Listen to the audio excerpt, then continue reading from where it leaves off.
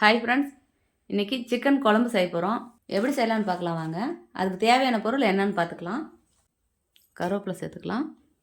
பாருங்கள், நான் 2 கிலோ சிக்கனுக்கு எடுத்திருக்கேன். கொத்தமல்லி, மிளகா எடுத்திருக்கேன். ஜீரகம், மிளகு, சோம்பு, பட்டை, கிராம்பு இதெல்லாம் நம்ம வறுத்துக்கலாம். நல்லா அரைச்சி வச்சு செஞ்சோம் அப்படின்னா செம்ம சூப்பராக இருக்கும். நம்ம இதெல்லாம் வறுத்துக்கலாம். கொஞ்சம் அடுப்பு வேகமாக வச்சுக்கலாம். எண்ணெய் சேர்க்க வேண்டாம், எண்ணெய் சேர்க்காமே வறுத்துக்கலாம். பாருங்கள், நல்லா வறுத்தாச்சு. நம்ம இப்போ ஒரு பிளேட்டில் கொட்டி ஆற வச்சுக்கலாம். இதில் பெரிய ஸ்பூனில் ஒரே ஒரு ஸ்பூன் அரிசி எடுத்துருக்கேன். பாருங்கள், இந்த மாதிரி நல்லா செவக்காமல் இந்த மாதிரி எடுத்துக்கலாம். சின்ன வெங்காயம் பாருங்கள், சின்ன வெங்காயம் சேர்த்துக்கலாம். சின்ன வெங்காயம் தான் நல்லாயிருக்கும். சின்ன வெங்காயம் சேர்த்துக்கோங்க. பெரிய வெங்காயம் சேர்த்துக்கிட்டிங்கன்னா இனிப்பாக இருக்கிற மாதிரி இருக்கும். எண்ணெய் சேர்த்துக்கலாம். அடுப்பு கம்மியாக வச்சுக்கலாம். நல்லா வதக்கிக்கலாம். வெங்காயம் நல்லா வதங்கிருச்சு. இப்போ தேங்காய் சேர்த்துக்கலாம். ஒரு அரை மூடி தேங்காய் எடுத்துருக்கேன். தேங்காயை நல்லா சேர்த்து அரைச்சிட்டு வந்துடலாம். வானலி வச்சாச்சு. எண்ணெய் சேர்த்துக்கலாம். கடுகு உளுத்தம் பருப்பு சேர்த்துக்கலாம்.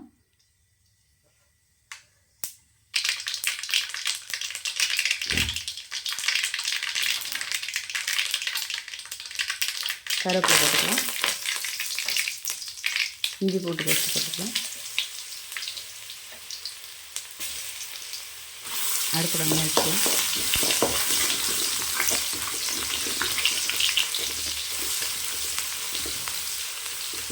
கொஞ்சமாக மஞ்சள் சேர்த்துக்கலாம்.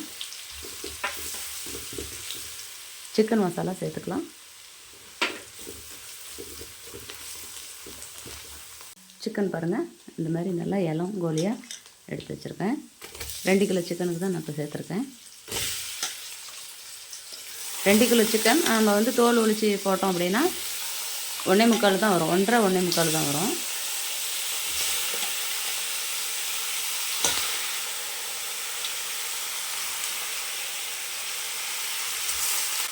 உப்பு தேவையான அளவு உப்பு போட்டுக்கலாம்.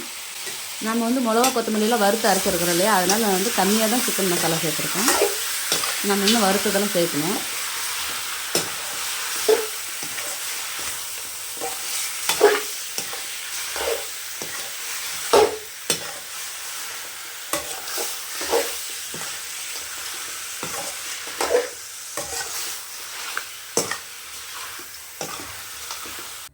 தண்ணி சேர்த்துக்கலாம். இந்த அளவுக்கு இது நாட்டுக்கோழி, அதனால் வேக லேட் ஆகும். தண்ணி இந்த அளவுக்கு சேர்த்துக்கலாம். பாருங்கள், சிக்கன் பாதி வெந்துருச்சு. நம்ம அரைச்சி வச்சுருக்கிற மிளகா சாதம் சேர்த்துக்கலாம்.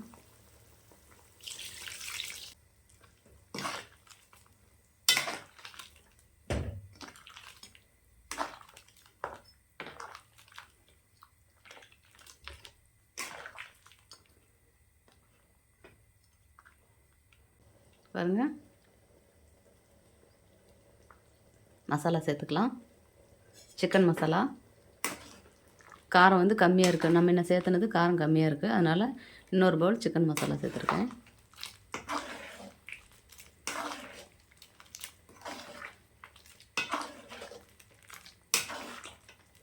நல்லா வேகட்டும்.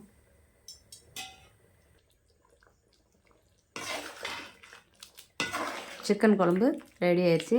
இதை நம்ம அப்படியே எடுத்து வறுத்துக்கலாம். இப்போ எண்ணெய் சேர்த்துக்கலாம். இஞ்சி பூண்டு சேர்த்துக்கலாம்.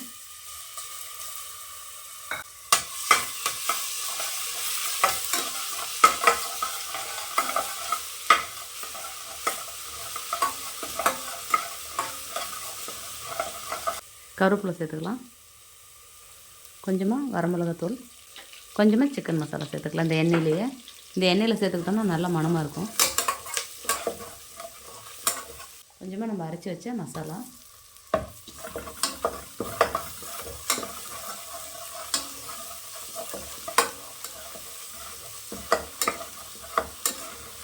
கொஞ்சமாக தண்ணி சேர்த்துக்கலாம்.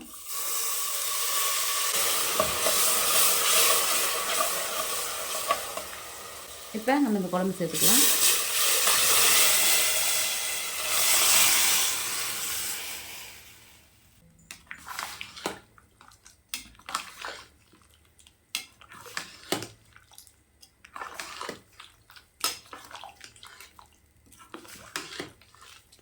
நல்லா கலந்து விட்டாச்சு. கொஞ்சமாக உப்பு சேர்த்துக்கலாம்.